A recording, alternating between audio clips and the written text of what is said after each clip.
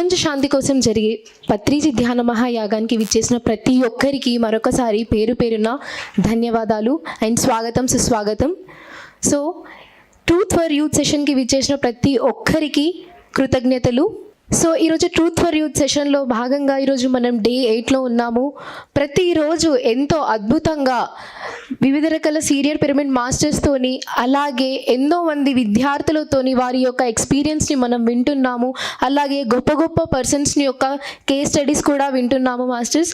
So అదేవిధంగా ఈరోజు మనకి ఎంతో అద్భుతమైన జ్ఞానాన్ని అందించడానికి మనకి 2 విజ్డమ్ సెషన్స్ ఉన్నాయి, అలాగే ప్యానెల్ సెషన్స్ కూడా ఉంటాయి అండ్ మనకి పత్రిజీ మెసేజెస్ కూడా ఉంటాయి. సో ఈ యొక్క సెషన్స్ని ఎవరు మిస్ చేయొద్దు మాస్టర్స్.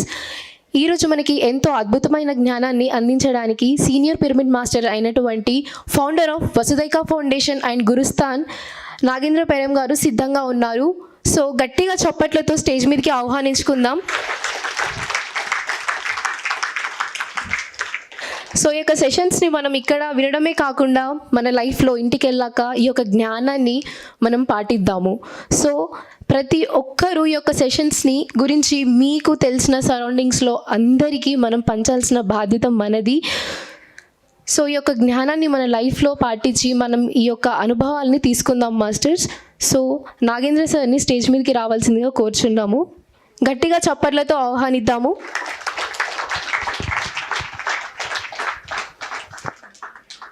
ఎలా జరుగుతుంది ధ్యానమయ యజ్ఞం, పత్రిజీ ధ్యానమయ యాగం? అన్ని అరేంజ్మెంట్స్ ఫుడ్ అన్ని బాగున్నాయా?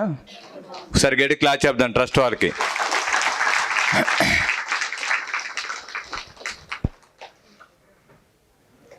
మన జగద్గురు బ్రహ్మర్షి పితామహ పత్రిజీ గారికి గట్టి క్లాప్ చేద్దాం.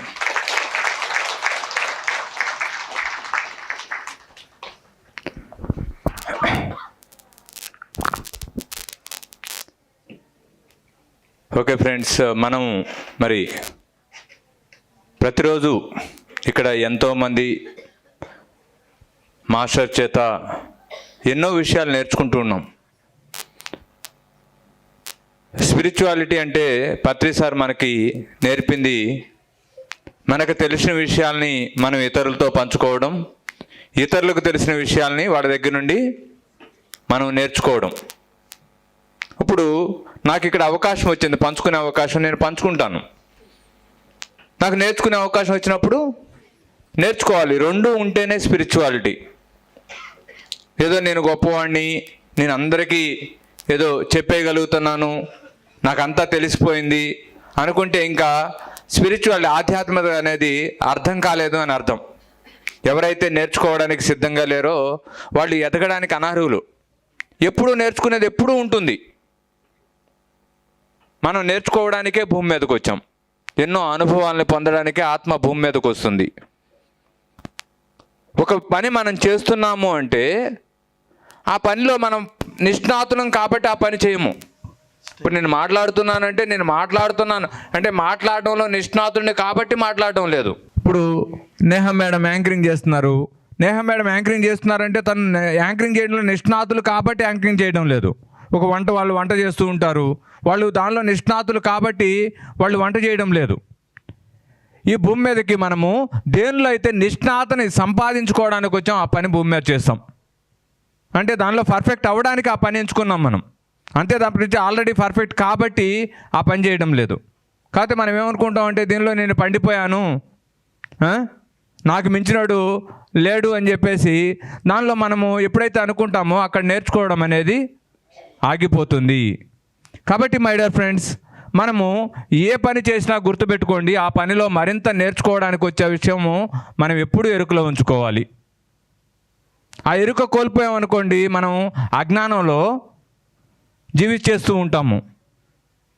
మనము ఏ ఉద్దేశంలో భూమి మీదకి వచ్చామో ఆ ఉద్దేశాన్ని మర్చిపోయి మనము అలాగే ఉండిపోతాము. కాబట్టి మై డియర్ ఫ్రెండ్స్, మనం అందరం కూడా ఈ విషయాన్ని ఎప్పుడూ ఎరుకలో ఉంచుకోవాలి. ఏ విషయాన్ని? ఈ భూమి మీదకి ఎందుకు వచ్చాము? నేర్చుకోవడానికి. మనం ఏ పనిని ఎంచుకున్నామో, ఏ పని పట్ల మనకి ఆసక్తి కలుగుతుందో, ఈ పని చేస్తే బాగుంటుంది అని మనకు అనిపిస్తుందో ఆ పనిలో మనం నేర్చుకోవాల్సింది ఉంది. కాబట్టే ఆ పని పట్ల మనకి ఆసక్తి కలుగుతుంది. ఇప్పుడు మనమందరం కూడా ధ్యానం చేస్తున్నామా? వీఆర్ ఆల్ మాస్టర్స్ కదా మనందరం. అంటే ఏం చేస్తున్నాం ఇక్కడ? మనం ధ్యానంలో నిష్ణాతులం అయిపోయామా? పర్ఫెక్ట్ అయిపోయామా? లేదు. పర్ఫెక్ట్ కావడానికి మనం ప్రయత్నం చేస్తున్నాము. కాబట్టి నేను ధ్యానం పర్ఫెక్ట్ అయిపోయానండి, నేను ధ్యానం చేయాల్సిన అవసరం లేదు, ఇంకా నేను ఎప్పుడో చేసేసాను, నేను ఏ బుక్ చదవాల్సిన అవసరం లేదండి, నేను ఏమీ నేర్చుకోవాల్సిన అవసరం లేదు, నేను ఏమీ వినాల్సిన అవసరం లేదు, నేను ఆల్రెడీ పర్ఫెక్ట్ అయిపోయాను అనుకున్న వాళ్ళు ఇక్కడ ఎవరు అన్నారా? ఎవరు లేరు కదా. ఉంటే హ్యాపీగా వాళ్ళు పర్ఫెక్ట్ అయిపోయారు కాబట్టి ఇక్కడ కూర్చోవాల్సిన అవసరం లేదు. ఎంతమంది నేర్చుకోవాలనుకుంటున్నారు? ఎంతమంది నేర్చుకుంటున్నారు? మీకంటే పెద్దవాళ్ళ దగ్గర నుండి నేర్చుకునే వాళ్ళు ఎంతమంది ఇక్కడ? మీకంటే చిన్నవాళ్ళ దగ్గర నుండి నేర్చుకునే వాళ్ళు ఎంతమంది? నాకంటే వీడు తెలివి తక్కువవాడు, తెలియనివాడు అనేవాడి దగ్గర నుండి నేర్చుకునే వాళ్ళు ఎంతమంది? నా దగ్గర తెలియగలవాడు అనిపిస్తేనే నేను వాడి దగ్గర నుండి నేర్చుకుంటాను అనుకునే వాళ్ళు ఎంతమంది?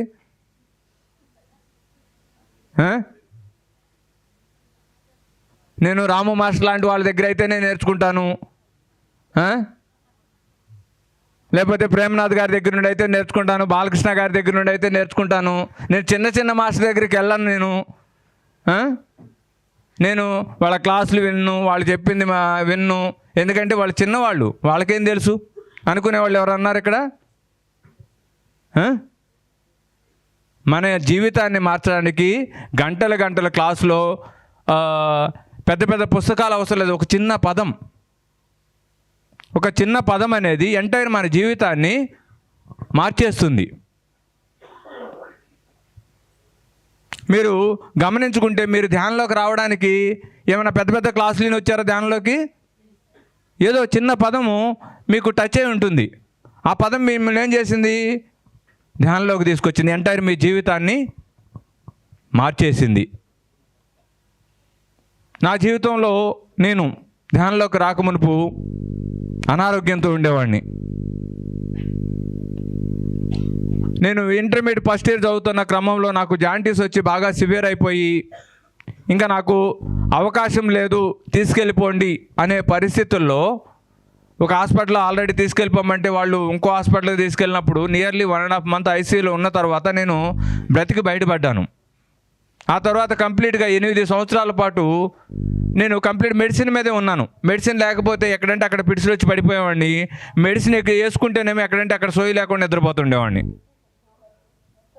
అలాంటి పరిస్థితుల్లో ఉన్న నాకు ఒక వ్యక్తి ద్వారా ధ్యానం గురించి తెలిసింది. ధ్యానం గురించి తెలిసినప్పుడు నేను ధ్యానాన్ని నమ్మలేదు. కానీ ఆయన ఒక మెడిటేషన్ సెంటర్ పంపినప్పుడు అక్కడ ఒక క్లాస్ జరుగుతుంది. ఆ క్లాస్లో అక్కడ వచ్చిన వ్యక్తి ఒక వ్యక్తి చెప్పాడు, ధ్యానం సర్వరోగ నివారణ, ధ్యానం చేస్తే ఎలాంటి రోగాలైనా తగ్గుతాయి అని చెప్పేసి. నేను జస్ట్ ఒక ఎక్స్పెరిమెంట్ చేద్దాం, ధ్యానం చేస్తే ఎంతమంది డాక్టర్లను కలిశాను, నేను ఎంత పెద్ద పెద్ద హాస్పిటల్ విజిట్ చేశాను, అక్కడ తగ్గని రోగము ఇక్కడ జస్ట్ కళ్ళు మూసుకుని కూర్చుంటే తగ్గిపోతుందా? చూద్దాం, ఎక్స్పెరిమెంట్ చేద్దాం. ఎన్నో ప్రయత్నాలు చేశారు కదా, ఇది కూడా ఒక ప్రయత్నం చేద్దాం అని చెప్పేసి నేను ధ్యానం చేయడం మొదలుపెట్టాను. October 9th, 2009 అది నా జీవితంలో నేను పునర్జన్మ పొందిన రోజు. ఆ రోజు నేను ధ్యానం మొదలుపెట్టాను. ధ్యానం ప్రతిరోజు నేను రాత్రి సమయంలోనే, రాత్రి 9 గంటలకు కూర్చుంటే 12 గంటల వరకు కూర్చునేవాడిని, 3 గంటలు కూర్చునేవాడిని. మళ్ళీ 12 గంటలకు నిద్రపోయి 3 o'clock మళ్ళీ 3 గంటలకు లేచి మళ్ళీ ధ్యానంలో కూర్చునేవాడిని 6 గంటల వరకు. అలా రాత్రే 6 గంటల ధ్యానంలో కూర్చునేవాడిని. అన్ని గంటలు కూర్చోవాలంటే ఇబ్బందిగా ఉండేది, కానీ నేను ఎక్స్పెరిమెంట్ చేస్తాను, చూద్దాం ఎంతవరకు తగ్గుతుంది, వీళ్ళు మా అన్న మాట ఎంతవరకు వాస్తవమో అని చెప్పేసి కూర్చోవడం మొదలుపెట్టిన తర్వాత October 9th అది November 1st ప్రగతి రిసార్ట్లో ఒక పౌర్ణమి ధ్యానం జరిగినప్పుడు అక్కడ నేను 9 o'clock 9 గంటలకో 9:30కో ధ్యానంలో కూర్చోబెట్టారు.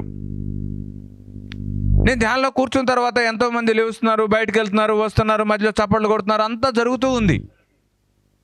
ఆ జరుగుతున్న తరుణంలో నాకు మాత్రం ఏదో చేతులు కాళ్ళు కట్టేసి అక్కడ కూర్చోబెట్టినట్లు భావన, లెగవడానికి చేతులు పెడితే చేతులు రావడం లేదు, లెగవాలనే భావన కలగడం లేదు.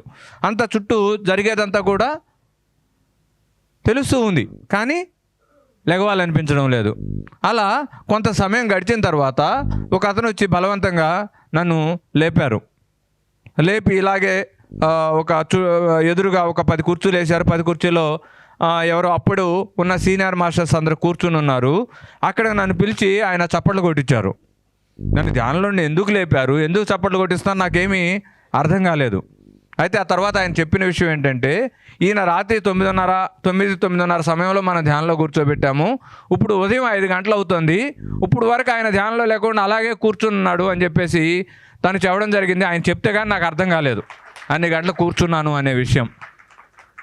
అప్పుడు ఆ యొక్క ధ్యానంలో నాకు ఒక ఇంట్యూషన్ అనిపించింది, ఈ రోజు నుండి నీకు మెడిసిన్తో పని లేదు అని చెప్పేసి. సరే, నేను దానికోసమే కదా ఎక్స్పెరిమెంట్ చేసింది. సరే చూద్దాం, ఇంట్యూషన్గా అనిపించింది, ఏం జరుగుతుందో చూద్దామని చెప్పేసి నేను అక్కడ ఆ రోజు డెసిషన్ తీసుకున్నాను, మెడిసిన్ ఆపుదామని చెప్పేసి. నాకు 1 వీక్ మెడిసిన్ ఆపితే చాలు నాకు పిడుసులాగా వచ్చాయి. సరే చూద్దామని చెప్పేసి 1 వీక్ మెడిసిన్ ఆపేశాను. ఎలాంటి మార్పు కనబడలేదు. ఇంకో 1 వీక్ ఎక్స్టెండ్ చేశాను, ఏ మార్పు లేదు. 1 మంత్ అయిపోయింది, ఏ మార్పు లేదు. 2 మంత్ అయిపోయింది, ఏ మార్పు లేదు. అప్పుడు నేను డిసైడ్ అయ్యాను, ఎస్, నాకు వచ్చిన ఇంట్యూషను కరెక్టే. నాకు ఏదైతే ఒక సమస్య వల్ల నేను మందులు వాడుతున్నానో ఆ సమస్యకి నా జీవితంలో మందులు ఆడాల్సిన అవసరం లేదని చెప్పేసి నేను కంక్లూజన్కి వచ్చాను. వచ్చిన తర్వాత నాకు ఒకటే అనిపించింది, నేను 8 సంవత్సరాల పాటు ఎంత నరకాన్ని అనుభవించానో నాకు మాత్రమే తెలుసు. నాకు ఆ హెల్త్ ప్రాబ్లమ్స్ వల్ల ఒకటి, ఎడ్యుకేషన్ ఆగిపోయింది ఇంటర్మీడియట్ ఫస్ట్ ఇయర్ చదువుతున్న తరుణంలో. దానివల్ల మెడిసిన్ రెగ్యులర్ వాడడం వల్ల ఒక నరకంలాగా అనిపించేది. మెంటల్గా బాగా నేను డిప్రెషన్కి లోనైపోయాను. ఎప్పుడు సూసైడ్ అటెంప్ట్ థాట్స్ ఉండేవి, ఎందుకు ఈ జీవితం, చనిపోతే బాగుండు అని చెప్పేసి. అలాంటి నరకప్రాయమైన జీవితం 8 సంవత్సరాలు గడిచిన తర్వాత కేవలం చిన్న ధ్యానం, జస్ట్ కాళ్ళు 2 క్రాస్ చేసుకోండి, వెళ్ళి పెట్టుకోండి, కళ్ళు 2 మూసుకోండి, మీ సహజమైన శ్వాసను మీరు గమనించండి అని హాఫ్ సెకండ్లో చెప్పిన ఒక టెక్నిక్ అనేది నా 8 సంవత్సరాల నరకప్రాయమైన జీవితంలో నుండి బయటికి తీసుకొచ్చింది. అప్పుడు నాకు ఒకటే అనిపించింది, నాలాంటి వాళ్ళు ఈ భూమి మీద ఎంతమంది ఉన్నారో, ఏ హాస్పిటల్కి వెళ్ళినా కూడా క్యూలు కడుతూ ఉంటారు జనాభా. మరి అలాంటి ప్రయత్నం చేసే కదా నేను. ఆ ప్రయత్నాలన్నీ అయిన తర్వాతే కదా నేను ధ్యానంలోకి వచ్చి ధ్యానం ద్వారా హీల్ చేసుకుంది. అలాంటి వాళ్ళకి ఎంతో కొంతమందికి నా ద్వారా ధ్యానం అందాలి అని చెప్పేసి నేను ఆ రోజు నిర్ణయం తీసుకుని నేను కంప్లీట్గా సొసైటీలోకి వచ్చేసాను. ఆ సొసైటీలోకి వచ్చిన దగ్గర నుండి నేను పని చేయడం మొదలుపెట్టాను. నాకు పని చేయడం అంటే ఇష్టం చాలా. ఎంతమందికి పని చేయడం అంటే ఇష్టం? ఎస్, పని చేయడం అంటే ఇష్టం. ఎప్పుడు పని చేస్తూ ఉండేవాడిని. సొసైటీలోకి వచ్చిన దగ్గర నుండి చిన్న పని పెద్ద పని ఏం లేదు, ప్రతి పని చేస్తూనే ఉండేవాడిని. ఎక్కడైనా బ్యారన్లు కట్టాలా వెళ్ళడం, స్తంభాలంటే స్తంభాలు ఎక్కేసేవాళ్ళం, ప్రహరీ గోడలు అంటే ప్రహరీ గోడలు ఎక్కేసేవాళ్ళం. ఎక్కడైనా బ్యారన్లు అంటించాలా వెళ్ళడం, పాంప్లెట్స్ డిస్ట్రిబ్యూట్ చేయాలా, కుర్చీలు సర్దాలా, ఊడ్చాలా, ఏ పని ఉన్నా పర్లేదు, పని ఉంటే చాలు అన్నట్లు ఉండేవాడిని. ఎందుకంటే నేను ఏదో ఒక రకంగా ధ్యానానికో ధ్యాన పరిచయానికో నేను కారణం కావాలి. ఏది అవకాశం వస్తే ఆ అవకాశాన్ని సద్వినియోగపరుచుకుంటూ నేను పనిచేస్తూ పోయేవాడిని. ఈ పని చేస్తున్న క్రమంలో ఎంతోమంది నా దగ్గరికి పరిచయం ఏర్పడుతుంది కదా. ఒక ఈవెంట్లోకి వెళ్ళి పని చేసినప్పుడు నలుగురితో పరిచయం ఏర్పడుతుంది కదా. ఆ నలుగురు పరిచయం ఏర్పడినప్పుడు నలుగురు చెప్తుండేవాళ్ళు, బాబు నువ్వు చాలా గొప్పవాడి, చాలా ఎంత బాగా చేస్తున్నావు పని, అన్ని పనులు ఎంత చక్కగా చేస్తున్నావు, ఈ పని ఆ పని లేకుండా, ఆ నామూషి లేకుండా నువ్వు ప్రతి దానిలో ఇన్వాల్వ్ అవ్వడం చాలా గొప్పగా ఉంది అని చెప్పేసి చెప్తూ ఉండేవాళ్ళు. అలా చెప్తున్న ప్రతిసారి నాకు అనిపిస్తుండేది, ఓహో నేను చాలా గొప్పవాడిని, చాలా గొప్పగా పని చేస్తున్నాను, నేను గొప్పవాడిని కదా, ఈ పని చేయడం ఏంటి, నేను ఇది చిన్న పని కదా, నేను గొప్పవాడిని అంటున్నారు అందరూ, కానీ నేను ఊడ్చే పని, కుర్చీలు వేసే పని, ఈ చేయడం ఏంది గొప్పవాడిని నేను అనే ఒక ఆలోచన మొదలయ్యేది. ఆలోచన వచ్చినప్పుడు నాకు అనిపించేది, ఎస్, నేను ఈ పనులు కాదు చేయవలసింది, నేను గొప్పవాడిని కాబట్టి మైక్ పట్టుకుని మాట్లాడాలి, లేకపోతే ఈవెంట్ని ఆర్గనైజ్ చేస్తూ అందరినీ కోఆర్డినేట్ చేయాలి, అందరి మీద పెత్తనం చేయాలి. ఇలాంటి ఆలోచనలు వచ్చాయి. ఆ ఆలోచనలు వచ్చినప్పుడు నన్ను నేను ప్రశ్నించుకునేవాడిని.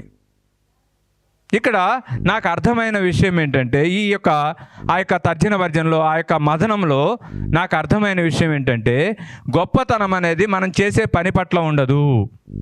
మనం ఏం పని చేస్తున్నామో దాన్ని బట్టి గొప్పతనం ఉండదు. నువ్వు ఎలా జీవిస్తున్నావు, లోపల ఎంత ప్రశాంతంగా జీవిస్తున్నావు. నేను ఇక్కడ మైక్ పట్టుకు మాట్లాడుతూ లోపల నాకు మదనం జరుగుతుంది అనుకోండి, ఏ గొప్ప విషయం కాదు. నేను ఊడుస్తూ కూడా ఆనందంగా ఉండగలిగాను అనుకోండి, అది ఎంత గొప్ప విషయమో, అది ఎంత యోగత్వ స్థితో. మనం చాలామంది, ఎంతమందికి ఉంది ఇక్కడ, మీరు చేస్తున్న పని, నేను చేస్తున్న పని చిన్న పని, వీడు చేస్తున్న పని పెద్ద పని అని.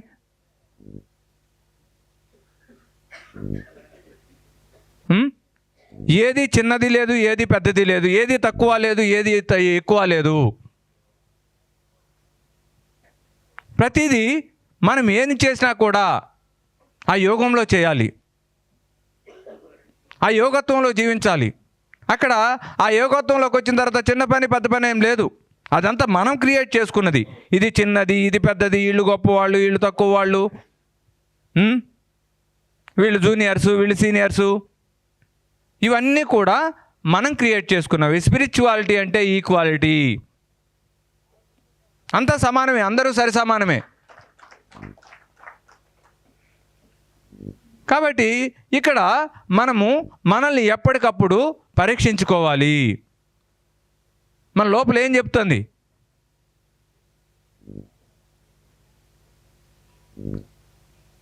మనము వంట చేస్తూ ఉంటాము. మనం చేస్తే అది వంట అవుతుంది.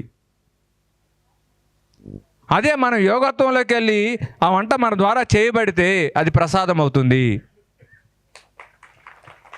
ఇప్పుడు మనం రోజు ఇంట్లో వంట చేసుకుంటాం కదా, మనం ప్రసాదం అంటాం దాన్ని. కానీ గుళ్ళో పెడితే ఎందుకు? మనము అలాగే చేసాము, వాళ్ళు అలాగే చేశారు. అది ఎందుకు వంట అయింది, ఇది ఎందుకు ప్రసాదం అయింది? అది ఒక సంకల్పంతో, ఒక యోగత్వంలో వాళ్ళు వండుతారు. మనం ఎలా వండుతాము? పక్కన టీవీ సీరియల్ రన్ అవుతూ ఉంటుంది, అవునా కదా? లేకపోతే ఇంకో పక్క పిల్లలు తిడుతున్నావు, భర్తను తిడుతున్నావు, భార్యను తిడుతున్నావు అంటే మనం అక్కడ లేము. కానీ ఆ పని జరుగుతూ ఉంటుంది. ఎక్కడైతే పని మనం చేయకుండా పనే మనం అవుతామో అది యోగత్వము. అక్కడ మనం చేసే ప్రతి పని కూడా అది అద్భుతమే అయి తీరుతుంది. కాబట్టి మై డియర్ ఫ్రెండ్స్, ఇక్కడ మనం తెలుసుకోవాల్సిన విషయం ఏంటంటే, ప్రతి చోట నేను అనేది వస్తూనే ఉంటుంది. నేను చేస్తున్నాను, నేను చేస్తున్నాను, నేను చేస్తున్నాను, నేను చేస్తున్నాను అనేది. ఆ నేను అనేది ఖచ్చితంగా దాటాలి. ఇప్పుడు మనమందరం కూడా కర్మ సిద్ధాంతం గురించి ఉంటాం కదా. ఎంతమంది ఉన్నారు కర్మ సిద్ధాంతం గురించి ఇక్కడ? విన్నాం అందరము. కర్మ ఏం చెప్తుంది?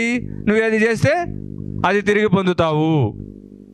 మళ్ళీ తిరిగి పొందితే మళ్ళీ దాన్ని అనుభవించడానికి మళ్ళీ భూమి మీదకి రావాలి. మళ్ళీ నువ్వు భూమి మీదకి వచ్చిన తర్వాత మళ్ళీ ఏదో చేస్తావు, మళ్ళీ దాన్ని అనుభవించడం కోసం మళ్ళీ భూమి మీదకి రావాలి. అంటే కర్మచక్రంలో ఇరుక్కుపోయి తిరుగుతూ ఉంటాం. మరి కర్మచక్రం నుండి ఎక్కడ విముక్తులు అవుతాం? మనం ఉన్నాం కదా కర్మలో ఇరుక్కుపోయి. మనకందరూ మోక్షం తెలుసా? మోక్షం ఎంతమంది మోక్షం కావాలనుకుంటున్నారు? ఎస్, అందరికీ మోక్షం కావాలనుకుంటున్నాం. మరి మోక్షం ఎలా వస్తుంది? కర్మల్ని దగ్ధం చేసుకుంటే వస్తుంది. కర్మల్ని ఎలా దగ్ధం చేసుకుంటారు? ధ్యానం చేసి కర్మలు దగ్ధం చేసుకుంటారు. మళ్ళీ పనులు చేసి కర్మలు క్రియేట్ చేసుకుంటారు కదా. ఏం తెలుస్తుంది?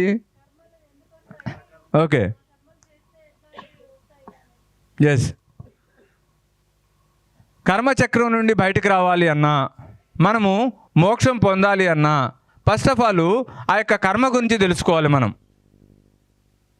మనము కర్మలో ఉండకూడదు, అకర్మలో ఉండాలి. నిష్కామ కర్మలోకి రావాలి. మనము ఏది ఆశించకుండా మనము ఒక పని చేయగలగాలి. మనము ఏదన్నా ఒకరికి సహాయం చేస్తున్నాం అనుకోండి, ఏమనుకుంటాము? మొన్న ఈ మధ్య నేను అరుణాచలంలో ఉన్నప్పుడు పెట్రోల్ బంక్ దగ్గర బండికి పెట్రోల్ కొట్టిస్తూ ఉన్నాం. ఒక హ్యాండిక్యాప్డ్ పర్సను అతను బండి వేసుకొచ్చి, సార్ నాకు పెట్రోల్ కొట్టిస్తారా అన్నాడు. సరే, నాతో పాటు నా ఫ్రెండు ఒక అతను ఉన్నాడు. సరే కొట్టండి సార్, ఆ బండికి కూడా పెట్రోల్ కొట్టండి అని చెప్పేసి నేను తనకు చెప్పాను, ఆ పెట్రోల్ కొట్టే అతనికి. సరే, ఆ బండికి కూడా పెట్రోల్ కొట్టాడు.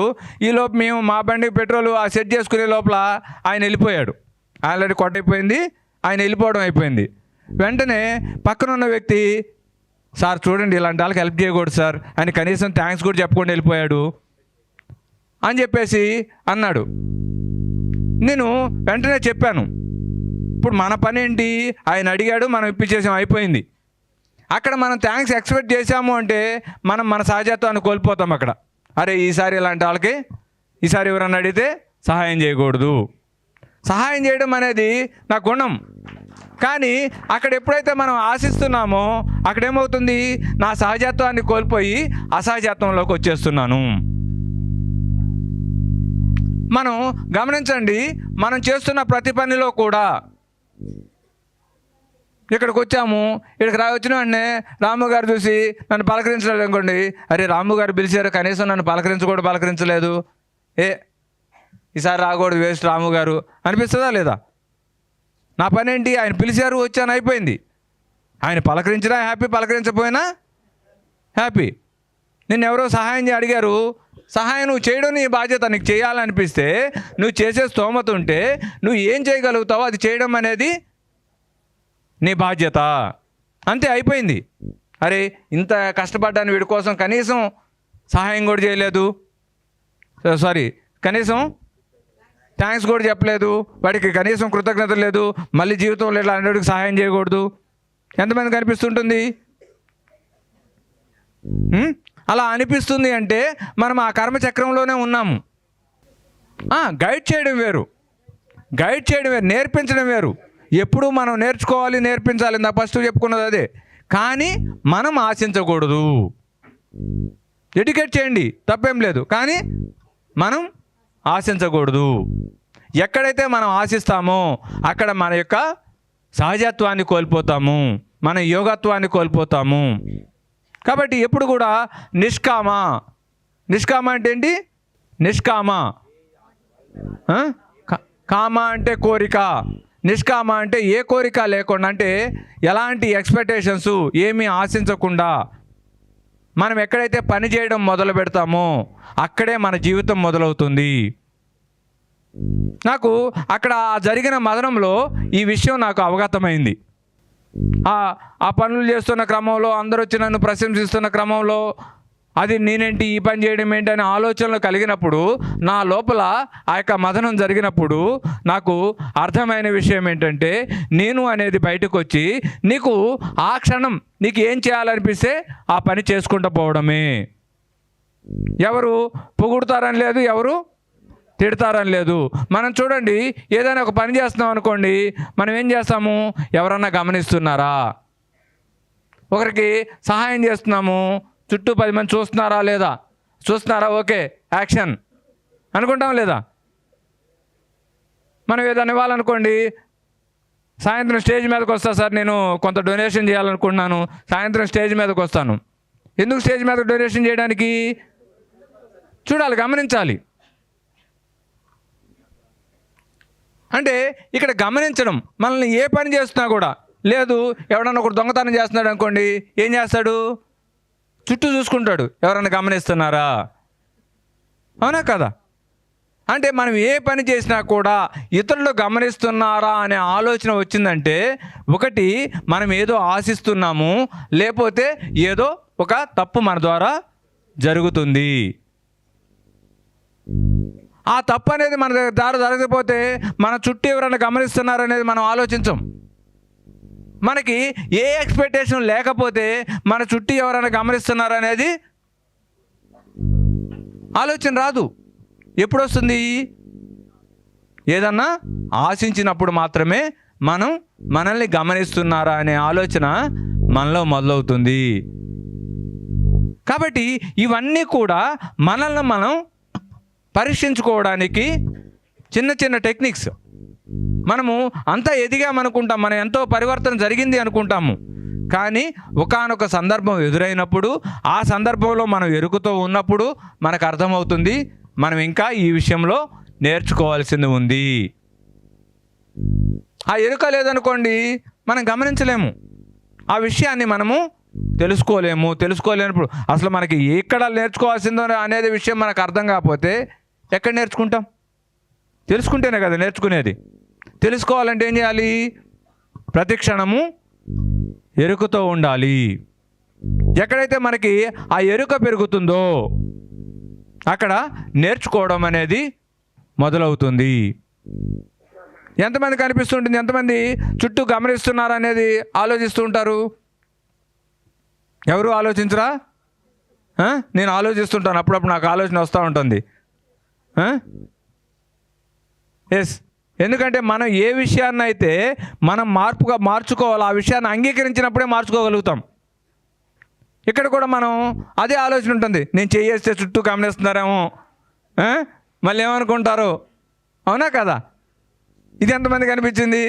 చేయత్రానికి ఎంతమంది ఆలోచిస్తున్నారు? ఖచ్చితంగా లోపల ఒకటి మనల్ని దగ్గర చేస్తూ ఉంటుంది. అరే ఎత్తకు నువ్వు ఎత్తే గబిక్కి నాకు పక్కన వాళ్ళు చూస్తే సాయంత్రం మళ్ళా ఇట్లాంటిదా అంటారు. అవునా కదా? కాబట్టి మై డియర్ ఫ్రెండ్స్, ప్రపంచం మన గురించి ఏమనుకుంటుంది అనేది మనకు అనవసరమైన విషయము. ప్రపంచం ఏమనుకుంటుంది అనుకున్నవాడు అక్కడే ఆగిపోతాడు. కానీ ప్రపంచాన్ని వదిలేసి ప్రపంచం ఏమన్నా అనుకోని, నేను అనుకున్నది నేను చేసి తీరతాను, ఎవరు ప్రోత్సహించినా, ఎవరు విమర్శించినా, ఎవరికి ముందు నెట్టినా, ఎవరు వెనకబడుకు లాగినా నేను అనుకున్నది చేసి తీరతాను అనుకున్న వాళ్ళే బ్రహ్మర్షి పితామహ పత్రిజీలాగా గొప్ప గురువులాగా ఎదుగుతారు. లేకపోతే ఏం చేస్తాము? ఇక్కడే ఉండిపోతాము. ప్రపంచం ఏమనుకుంటే ఏంటి? మనమేంటో మనకు అర్థమైనప్పుడు, మనమేం చేస్తున్నామో మనకు తెలిసినప్పుడు, మన తప్పులు మనకి ఎరుకలోకి వచ్చినప్పుడు ప్రపంచం ఏమనుకుంటే ఏంటి? మనల్ని మనం సరి చేసుకోవాల్సింది ఎవరు సరి చేయలేరు. ఎవరైనా కూడా ఇందాక మేడం అన్నట్టు ఎడ్యుకేట్ చేయగలుగుతారు, చెప్పగలుగుతారు అంతే. గుర్రాన్ని నీటి తొట్టి దాకా తీసుకెళ్ళగలుగుతాం, నీరు తాగించగలుగుతామా? తాగించలేము కదా. అదేవిధంగా మనకి ఎవరైనా కూడా వారికి తెలిసిన విషయాలు మనకు చెప్పగలుగుతారో తప్పనిచ్చి మనల్ని జ్ఞానులుగా ఎవరు తయారు చేయలేరు. వాళ్ళకున్న జ్ఞానాన్ని పంచగలుగుతారు అంతే. జ్ఞానులుగా తయారవ్వాల్సింది ఎవరు? అజ్ఞానం నుండి బయటకు రావాల్సింది ఎవరు? మనమే. రావాలి అంటే ఏం చేయాలి? ఫస్ట్ ఆఫ్ ఆల్ ఉన్న మనల్ని మనం అంగీకరించుకుంటూ, ఎస్ నేను ఏదన్నా పని చేస్తున్నప్పుడు చుట్టూ గమనిస్తున్నారా లేదా అనేది నేను అనుకుంటాను, అది నేను అదే అనే విషయాన్ని మనం అంగీకరించగలిగినప్పుడు దాని నుండి ఎలా బయటకు రావాలి అనేది మనం ఆలోచిస్తాం. నేను పర్ఫెక్ట్ అబ్బా, నేనేమి అట్లా అనుకోను అని చెప్పేసి మనం మభ్యపెట్టుకోవడం అనేది మన ఎదుగుదలని మనమే తొక్కేసుకోవడము. కాబట్టి మై డియర్ ఫ్రెండ్స్, మనం చేస్తున్న ప్రతి పని కూడా ఎక్కడ ఎలా ఉన్నా కూడా మనం ఏంటంటే మనకి ఎలాంటి ఎక్స్పెక్టేషన్స్ ఉన్నాయి, ఇక్కడ మనం ఏదన్నా ఆశిస్తున్నామా అనేది ఎరుకుతో ఉండాలి. నాకు ఆ విషయం అర్థమైన తర్వాత నేను ఎక్కడ అవకాశం ఉంటే అక్కడ, నాకు ఒక అవకాశం వచ్చిందంటే ఇది మహద్భాగ్యము. ఈ రోజున ధ్యానమహాచక్రం నేను శ్రీశైలం ధ్యానమయజ్ఞం నుండి ధ్యానమహాచక్రాల్లో వర్క్ చేస్తూ వస్తున్నాను. అది బాత్రూమ్లు గడిగే దగ్గర అవకాశం వస్తే వీఆర్ వెరీ హ్యాపీ, జాయ్ఫుల్గా బాత్రూమ్లు కడుగుతాను. స్టేజ్ ఎక్కి మాట్లాడే అవకాశం వస్తే వీఆర్ వెరీ హ్యాపీగా జాయ్ఫుల్గా మాట్లాడతాను. ఎక్కడ ఏ పని వస్తుంది ఆ బాత్రూమ్లు కడగడం తక్కువ పని, ఎవరన్నా గమనిస్తే వీడేంది బాత్రూమ్లు కడుగుతున్నాడు మళ్ళీ తక్కువ చేస్తారో అనే ఆలోచన గతంలో ఉండేది నాకు. కానీ ఎప్పుడైతే ఆ మదనం జరిగిన తర్వాత నాకు ఈ విషయం అర్థమైందో అప్పుడు నాకు ఆ ఆలోచన పోయి అక్కడ నేర్చుకోవడం మొదలైంది, నేను ఎదగడం మొదలయ్యాను. ఈ రోజున నేను వసుదైక ఫౌండేషన్ అని ఒకటి స్టార్ట్ చేసి అన్ని చోట్ల గురుస్థానాలు పెడుతూ ఎంతో అద్భుతంగా ఆ యొక్క ధ్యాన ప్రచారం అనేది ఆ యొక్క ఫౌండేషన్ ద్వారా జరుగుతుంది. నేను ఈ జరుగుతున్న క్రమంలో ఎన్నో విషయాల్లో నేను నేర్పించగలుగుతాను, ఎన్నో విషయాల్లో నన్ను సెల్ఫ్ చెక్ చేసుకోగలుగుతాను, ఎన్నో విషయాల్లో నేను నా చుట్టూ ఉన్న వాళ్ళని కూడా నేను ఎలా అయితే ఎదిగానో అలా ఎదిగేలాగా నేను గైడ్ చేయగలుగుతున్నాను. ఎందుకు? ఆ పనులను నేను చేసి వచ్చాను. ఈ రోజున అట్లా ఆ యొక్క ఆర్గనైజేషన్ రన్ చేయగలుగుతానంటే ప్రతి విషయంలో కూడా నాకు అవగాహన ఉంది. చిన్న విషయం దగ్గర నుండి పెద్ద విషయం వరకు అవగాహన ఉంది. ఆ అవగాహనతోనే నేను ఈ రోజున ఈ యొక్క కార్యక్రమాలన్నీ నేను చేయగలుగుతున్నాను, నా ద్వారా నడిపించబడుతున్నాయి. అదర్వైజు వాటన్నిటిలో అవగాహన లేదు, నాకు మాట్లాడడం మాత్రమే వచ్చు, నాకు స్టేజ్ ఎక్కి పని చేయడం మాత్రమే వచ్చు, అయితే నేను ఇవన్నీ చేయగలుగుతానా? చేయలేను కదా. కాబట్టి మన ద్వారా ఒక అద్భుతం జరగాలి అంటే మనం వచ్చిన ప్రతి అవకాశాన్ని సద్వినియోగపరచుకోవాలి, ప్రతి చోట కూడా మనం నేర్చుకోవాలి. కాబట్టి మై డియర్ ఫ్రెండ్స్, మనం నేర్చుకోవడం అనేది చాలా ప్రథమమైన విషయం. ఎక్కడైతే నేర్చుకోవడం మొదలు పెడతామో అక్కడే మనము ఆ కర్మచక్రం నుండి బయటకు వస్తాము. అప్పుడు వరకు ఆ కర్మచక్రంలో నేను అనే స్థితిలో ఉండి ప్రతి చోట ఆశిస్తూ, ప్రతి చోట ఇంకేదో కావాలని చెప్పేసి ఇది నేను కాదు, ఇది నేను చేయను, ఈ స్థాయిలో అంటే నా స్థాయికి నేను చేసే పని కాదు ఇది అనుకుంటూ ఎక్కడికక్కడ మనకు వచ్చే అవకాశాలని కోల్పోతూ మనము అక్కడే ఉండిపోతాం. ఎక్కడైతే మీరు ఆ యొక్క నిష్కామ కర్మలోకి వస్తారో, మీరు ఏది ఆశించకుండా పనిచేస్తారో, ఎక్కడైతే మీ అహం అనేది కంప్లీట్గా మీరు వదిలేస్తారో అక్కడ మాత్రమే మీ ఎదుగుదల స్టార్ట్ అవుతుంది. ఒక సందర్భంలో ఇలాగే ఒక ధ్యానమయజ్ఞంలో నేను ఉన్నప్పుడు ఒక సందర్భం జరిగింది. నాకు ఒక వ్యక్తిని స్టేజ్ మీదకు పిలుస్తున్నారు. ఆ స్టేజ్ మీదకు పిలుస్తున్నప్పుడు ఆ వ్యక్తి ఎంతో పని చేశాడు, ఆ వ్యక్తిని సన్మానించడానికి స్టేజ్ మీదకు పిలుస్తున్నారు. అప్పటి వరకు నేను స్టేజ్ మీదకి వెళ్ళడం అంటే కొద్దిగా ఆలోచించేవాడిని నేను. ఎందుకంటే ఏమీ ఆశించొద్దు అన్నారు కదా, పని చేసాం అయిపోయింది, స్టేజ్ మీదకి వెళ్తే ఆశించినట్టు కదా అని చెప్పేసి ఒక ఆలోచన నుండి స్టేజ్ మీదకి వెళ్ళాలంటే ఆలోచిస్తూ ఉండేవాడిని. అయితే అక్కడ ఒక సందర్భం జరుగుతుంది. ఒక వ్యక్తిని స్టేజ్ మీదకి రమ్మని ఇన్వైట్ చేశారు. ఆ వ్యక్తి లేదండి, నేను పనిచేయడం నా డ్యూటీ, నేను ఏమీ ఆశించడం లేదు కాబట్టి నేను స్టేజ్ మీదకి వెళ్ళను అని చెప్పేసి తను చెప్తూ ఉన్నాడు. ఆ పక్కన ఇంకో వ్యక్తి ఏం చెప్తున్నాడంటే, పర్లేదు నువ్వు వెళ్ళు అని చెప్పేసి తన్ని పుష్ చేస్తున్నాడు. ఆ పుష్ చేసే క్రమంలో అవి నేను గమనిస్తూ ఉన్నాను. ఆ గమనిస్తున్న తరుణంలో నేను వెంటనే తను చెప్పిన విషయం ఏంటంటే, ఆయన ఆ సందర్భంలో ఏం చెప్తున్నాడంటే భగవద్గీత గురించి చెప్తున్నాడు. అతను భగవద్గీతలో మనల్ని కర్మ చేయండి అన్నారు కానీ ఫలితాన్ని ఆశించొద్దని చెప్పారు కదా, కాబట్టి నాకు ఏ ఫలితం వద్దు అని చెప్పేసి తను చెప్తున్నాడు.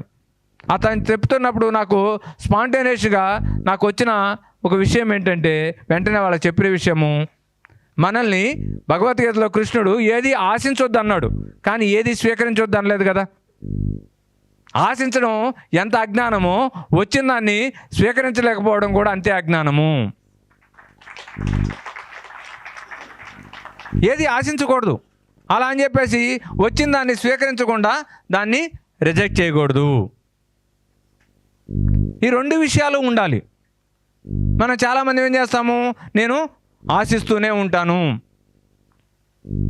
చాలామంది ఏమీ ఆశించరు కానీ ప్రతిదాన్ని తిరస్కరిస్తూ ఉంటారు. నాకు వద్దండి ఇవన్నీ, నాకు ఏ సన్మానం వద్దు, అది ఒక అహంకారం. ఆశించడం ఎంత ఆశించకపోవడం కూడా అంతే. తిరస్కరించడం కూడా అంతే అహంకారము. కాబట్టి మై డియర్ ఫ్రెండ్స్, మనము ప్రతి విషయం పట్ల ఈ అవగాహన, నాకు ఆ సంఘటన జరిగే ముందు వరకు ఆ అవగాహన లేదు. ప్లస్ ఆశించకూడదంటే ప్రతిదాన్ని తిరస్కరిస్తూనే ఉండేవాడిని. ఎవరైనా పిలిచారనుకోండి, సార్ వద్దులే సార్, నాకు వద్దు, నేను రాను. ఏదో పని చేస్తున్న క్రమంలో ఎవరో వచ్చి, సార్ ఈ నా వంతుగా మీరు చేస్తున్న పనికి సహాయంగా ఇది ఉంచండి అంటే, సార్ ప్లీజ్ సార్, వద్దు సార్ అంటే అక్కడ నేను ఆశించడం లేదు, కానీ ఏం చేస్తున్నాను?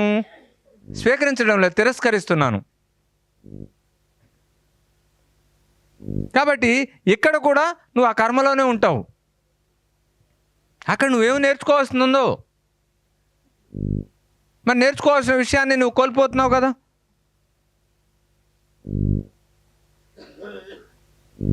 కాబట్టి మై డియర్ ఫ్రెండ్స్, ఇక్కడ మనము ఈ విషయాల పట్ల ఎరుకతో ఉన్నప్పుడే మనకు అర్థమవుతుంది.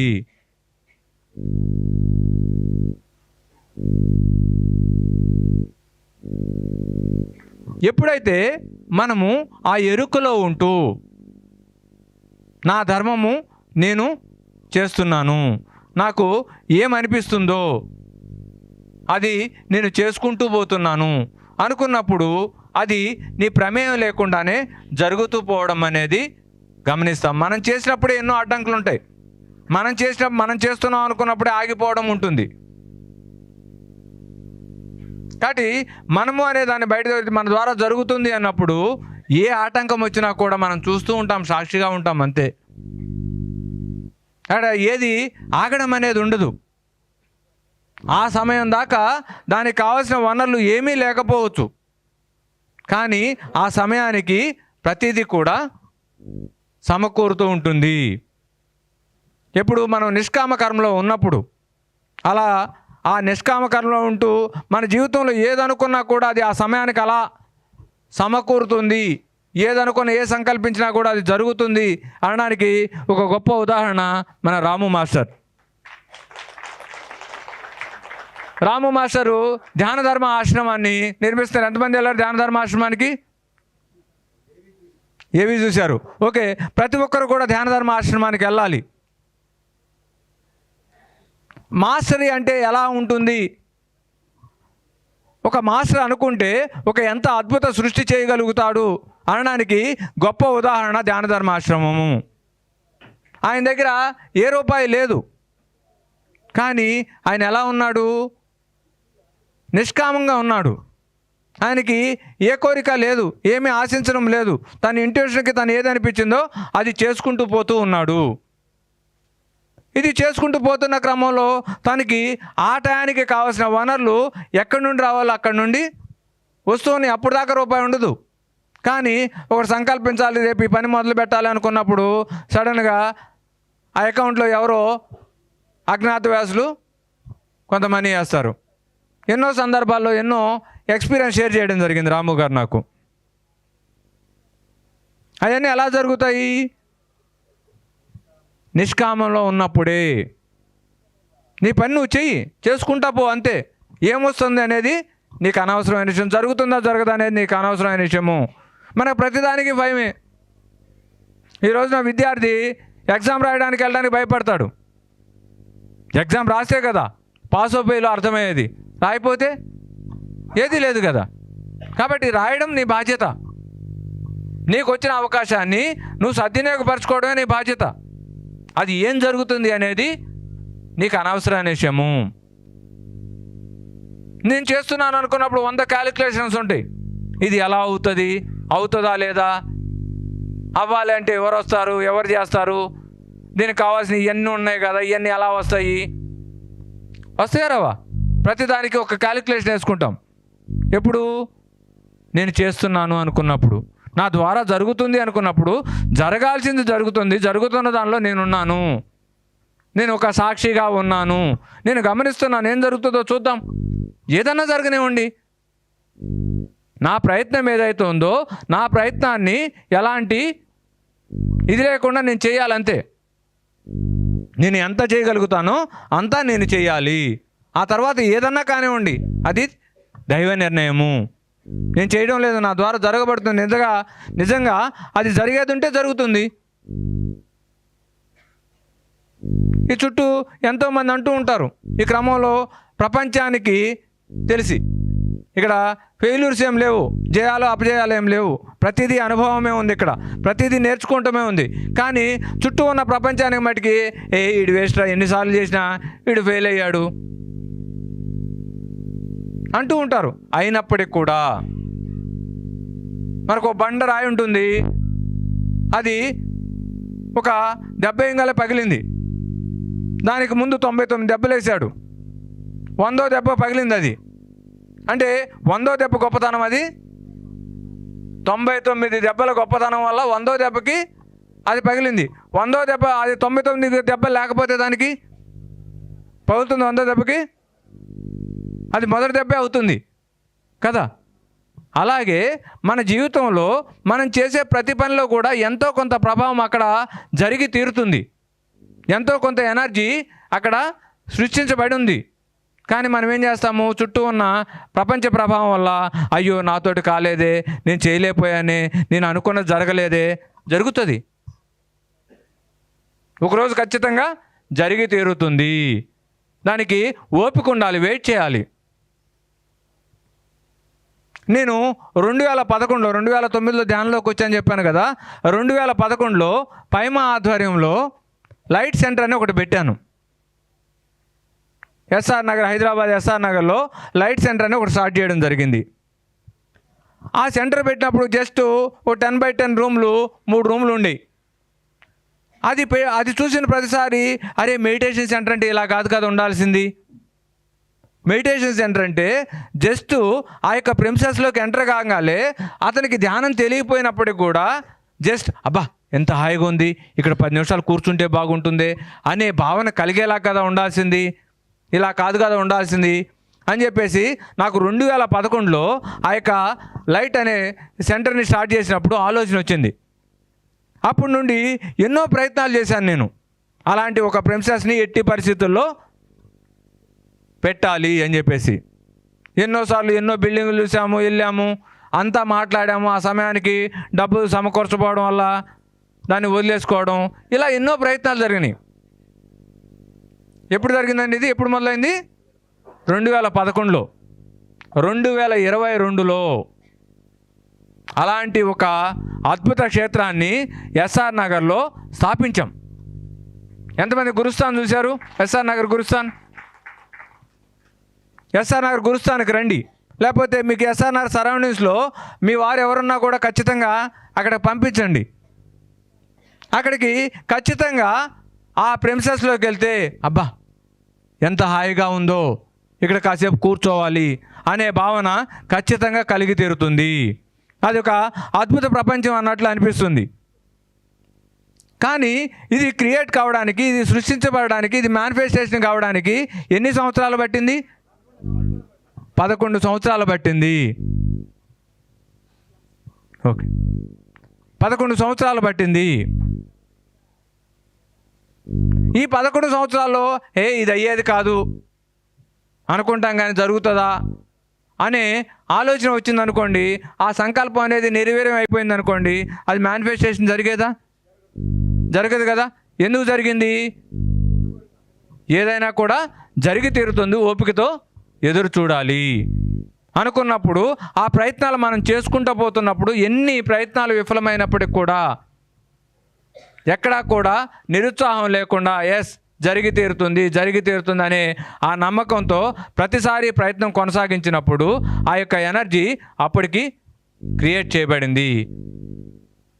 అక్కడ క్రియేట్ చేయబడిన ఎనర్జీ అనేది అది దినదానభివృద్ధి చెందుతూ ఆ యొక్క ఎస్ఆర్ నగర్లో తర్వాత శ్రీనగర్ కాలనీలో స్టార్ట్ చేసాం. శ్రీనగర్ కాలనీ తర్వాత అరుణాచలంలో స్టార్ట్ చేసాము. రేపు అన్నవరంలో స్టార్ట్ చేయబోతున్నాము. నెక్స్ట్ గోవాలో స్టార్ట్ చేయబోతున్నాము. ఇవన్నీ కూడా 11 సంవత్సరాలు నిరీక్షణ నుండి ఆ యొక్క సృష్టించబడిన ఎనర్జీ ద్వారా మేనిఫెస్టేషన్ చేయబడుతుంది. అప్పుడు ఎంతోమంది అన్నారు, నీతోటి ఏమైతుంది, నీతోటి కాదు, నువ్వు చేయలేవు అన్నారు. కానీ నేను చేయడం లేదు, నా ద్వారా జరగబడుతుంది. జరిగే రోజు వచ్చినప్పుడు జరుగుతుంది. ఈలోపు నా ప్రయత్నం నేను చేసుకుంటూ పోతాను.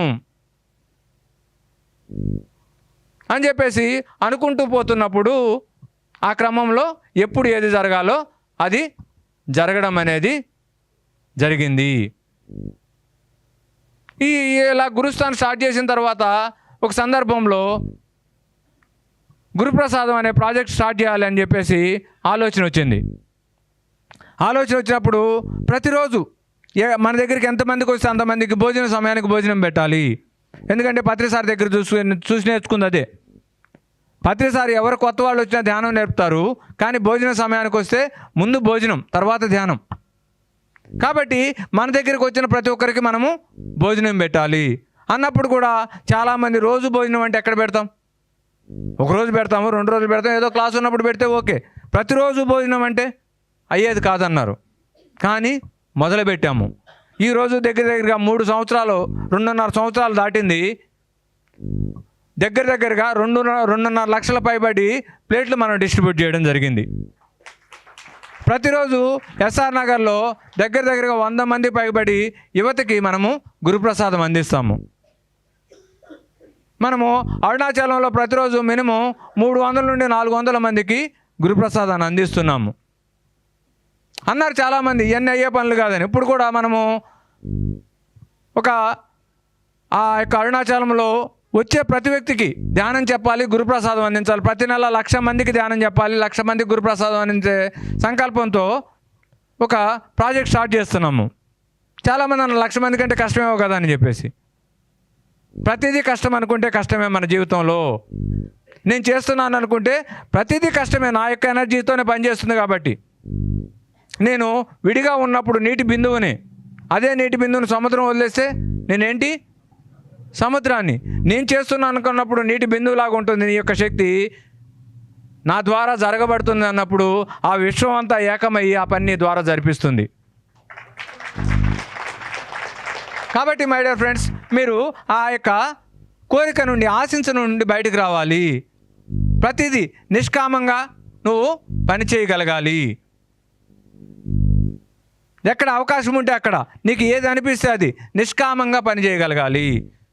అక్కడ ప్రతిదీ సృష్టించబడుతుంది మై డియర్ ఫ్రెండ్స్. కానీ అది దానికి వెయిట్ చేయాలి. ఒకటి, నువ్వు నిష్కామంగా పని చేయగలగాలి. రెండోది వెయిట్ చేయాలి, సహనం ఉండాలి. అందువల్ల పత్రిసారి ఏం చెప్పారు? సహనమే ఏం చెప్పారు చెప్పండి? సహనమే ప్రగతి.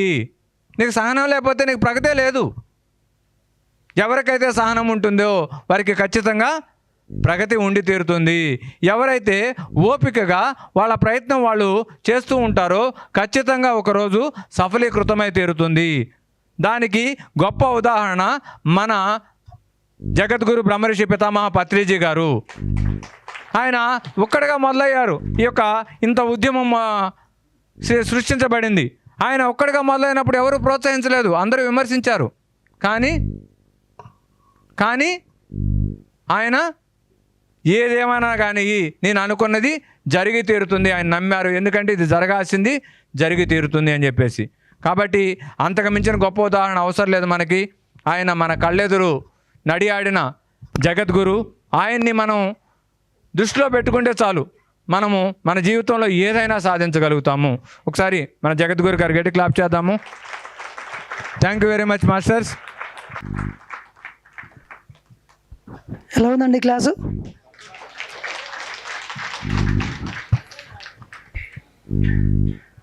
స్వామీజీ నాకు దాదాపుగా 10 సంవత్సరాల క్రితం, 15 సంవత్సరాల క్రితం, 15 సంవత్సరాల నుంచి తెలుసు నాకు. ధ్యానమహాచక్రానికి నేను ధ్యానమహాచక్రాలకు వచ్చేవాడిని. నేను వెళ్ళి ధ్యానంలో కూర్చునేవాడిని. లేచి వచ్చి చూస్తే బయట సేవాదాలలో పని చేసుకుంటున్నాం, ఆ బాత్రూంలో చుట్టుముట్టు అన్నీ వాళ్ళందరినీ మేనేజ్ చేస్తున్నాం, ఏదో పని చేస్తాం. ధ్యానంలో నాకు ఎప్పుడూ కనిపించేవాళ్ళు కదా నాగేంద్ర గారు. ఎప్పుడు పనే. కరెక్ట్ టాపిక్ వచ్చింది ఇవాళ. నిష్కామ కర్మయోగం చేస్తే ఇవాళ వసుదైక ఫౌండేషన్ పుట్టింది. అక్కడ నుంచి కొన్ని వేల మందికి భోజనాలు హైదరాబాద్ నడిబొడ్డులో గురుస్థానం స్థాపించి అక్కడ ఎంతోమందికి భోజనాలు పెడుతున్నారు. ఇప్పుడు మళ్ళీ రమణ మహర్షి ఆశ్రమం దగ్గర అరుణాచలంలో కూడా గొప్ప ప్రాజెక్ట్ చేపట్టిండ్రు. నెక్స్ట్ ఇయర్ ఇంకా చాలా గొప్పగా జరగబోతుంది. ఒక వ్యక్తి అనుకుంటే ఎంతమందికి ధ్యానం చెప్పగలడు, ఎంత అన్నదానం చేయగలడు, ఎన్ని ప్రోగ్రాంలు చేయగలడు, ఎన్ని జరుగుతాయి అనేది నాగేంద్ర గారు నిలువెత్తు నిదర్శనం. ఎందుకు జరిగింది అంటే కొన్ని సంవత్సరాల పాటు స్టేజ్ మీద కనబడేవాళ్ళు కాదు, వర్కే శాల్వాల కోసము లేకపోతే గుర్తింపుల కోసము అవార్డుల కోసము పని చేసిండ్రు.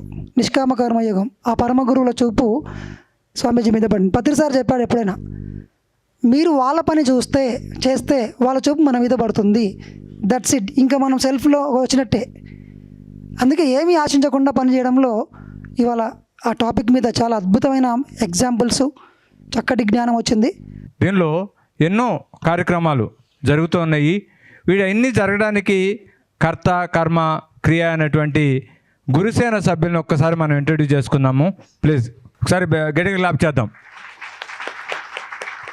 లోకేష్ గారు, పావని గారు, వెన్నెల గారు, ఒకసారి మీనా మేడం గట్టిగా క్లాప్ చేద్దామండి. మీనా మేడం మా Mrs pyramid spiritual societies movement ఇచ్చిన ఒక బహుమతి నాకు. తిన ఆధ్వర్యంలోనే అరుణాచలంలో ప్రతి నెల కూడా 11 రోజుల మహామౌన ధ్యానం అనేది నిర్వహించబడుతుంది. ఒక్క నిమిషం మీనా మేడం అరుణాచలం గురించి మాట్లాడతారు. అందరికీ ఆత్మవందనాలు మాస్టర్స్. సో మనం అక్కడ అరుణాచలంలో రమణ మహర్షి ఆశ్రమం దగ్గరలో మంది మహామౌన ధ్యాన ఆశ్రమం ఉంది, గురుస్థాన్. అక్కడ ప్రతి నెల 1 నుండి 11 రోజుల మహామౌన ధ్యానం మనం జరుపుకుంటాము. ఆ ప్రిన్సిపల్స్లో ఎవరైతే మౌన సాధన చేయాలి, ధ్యాన సాధన చేయాలి అని అనుకున్న ప్రతి ఒక్కరికి కూడా అరుణాచలం గురుస్థాన్ అందరికీ ఆహ్వానం పలుకుతుంది. ఎంత అద్భుతంగా ఉంటుందంటే అక్కడ మనకు తెలుసు రమణ మహర్షి మౌనంకి ప్రతీక అనేసి. మౌనంతోనే మనకి కావాల్సిన ఏ క్వశ్చన్కి ఆన్సర్ మౌనంలోనే మనకు తెలుస్తుంది. నువ్వెవరు అని తెలుసుకో అనేసి ఆ ఆన్సర్ క్వశ్చన్ ఉంటుంది చూసారా, ప్రతి క్వశ్చన్కి ఆన్సర్ మనలోనే దొరుకుతుంది, ఆ మౌనంలోనే మనకి దొరుకుతుంది. ఆ మౌనంతో అరుణాచలం అంతా కూడా ఆ ఎనర్జీమయం శక్తివంతమై ఉంటుంది. అరుణాచలం అనేది ఆ ప్రతి అణువులో అక్కడ మౌనంలో ఉన్న శక్తిని మనము అనుభూతి చెందుతాం. సో ప్రతి ఒక్కరు కూడా అక్కడ వచ్చి మౌనంగా ఉంటూ ఆ మౌనం యొక్క అనుభూతి, ఎందుకంటే ధ్యానం అందరం ఇక్కడ చేస్తాం, ధ్యాన అనుభవాలు గొప్ప అనుభవాలు వచ్చాయి కదా అందరికీ, అవునా? సో ఇప్పుడు మనం ఏం చేయాలి అంటే మనకి గురుగారు అన్నట్టు ప్రతి ఒక్క శక్తి క్షేత్రాల దగ్గర మనం వెళ్ళాలి. అవన్నీ ఎనర్జీ పాయింట్స్, చక్కటి ధ్యాన స్థితిని పొందడానికి అలాంటి శక్తి క్షేత్రాల దగ్గర వెళ్ళి మనము మౌనంగా ఉంటూ ధ్యాన సాధన చేసుకుంటూ మనము ఎదగాలి. ఆధ్యాత్మిక ఎదుగుదలకు ఇలాంటి శక్తి క్షేత్రాలు మనకి బాగా తోడ్పడతాయి. సో ప్రతి ఒక్కరు కూడా అరుణాచలం రండి, అలాంటి ఈ మౌన ధ్యానానికి ప్రతి ఒక్కరు హాజరవ్వండి. మిమ్మల్ని మీరు క్వశ్చన్ వేసుకొని రండి, అక్కడ ఆన్సర్ మీకు దొరుకుతుంది. ఇది మీ మార్పుకి ఒక నాంది పలుకుతుంది, ఒక ట్రాన్స్ఫర్మేషన్ అనేది జరుగుతుంది మీ లైఫ్లో. ఎందుకంటే నా లైఫ్లో నేను ట్రాన్స్ఫర్మేషన్ చెందాను. అక్కడ మనం ఫస్ట్ 41 days మహామౌన ధ్యాన దీక్ష జరుపుకున్నాం. ఎంత మార్పు అలా అక్కడ నేనుండి అక్కడ సేవ చేయటం వల్ల, అక్కడ మౌనంగా ఉంటూ ధ్యాన సాధన చేస్తూ సేవ చేస్తూ నాలో నేను ఎంత మార్పును చూశానో. ఆ మీనా ఈ మీనా కానే కాదు, అంత ట్రాన్స్ఫర్మేషన్ వస్తుంది. అది ఎవరికి వాళ్ళు అది ఎవరికి వాళ్ళు అది తెలుస్తుంది. సో ఎలాంటి క్వశ్చన్ మీలో ఎవరి దగ్గర వెళ్ళి అడగాలన్నా లైక్ కొన్ని ఉంటాయి మొహమాటాలో లేదో ఒకటి, ఆ క్వశ్చన్ వేసుకొని రండి, అక్కడ రండి, మౌనంగా ఉండి ధ్యాన సాధన చేయండి, తప్పకుండా మీ క్వశ్చన్స్కి ఆన్సర్ దొరుకుతుంది. ఓకేనా friends? So all are welcome to Arunachalam. Thank you. Okay friends, ఇక్కడున్న వీరందరూ కూడా మరి గురుస్థాన్ స్థాపించిన తర్వాతే గురుస్థాన్ ద్వారా ధ్యానం నేర్చుకుని మేము పొందిన ధ్యానము అందరికీ పొందాలనే ఆలోచనతో వీళ్ళందరూ కూడా గురుస్థాన్లు, ఇప్పుడు 3 గురుస్థాన్లు కంప్లీట్గా వీళ్ళ నిర్వహణలో జరుగుతున్నాయి. వీళ్ళ ద్వారా కొన్ని వేల మందికి ధ్యానం అందించబడుతుంది. ఈ గురుసేన సభ్యులు గట్టిగా క్లాప్ చేద్దాము. Thank you very much masters. Thank you thank you thank you thank you Swamiji. Thank you. And team Vasudhaika foundation team గట్టిగా చప్పట్లు కొడదాం. సో లక్ష్యం నిర్ణయించుకున్నారు, పని చేసుకుంటూ పోయినరు, ఫలితం ఆటోమేటిక్గా వచ్చింది.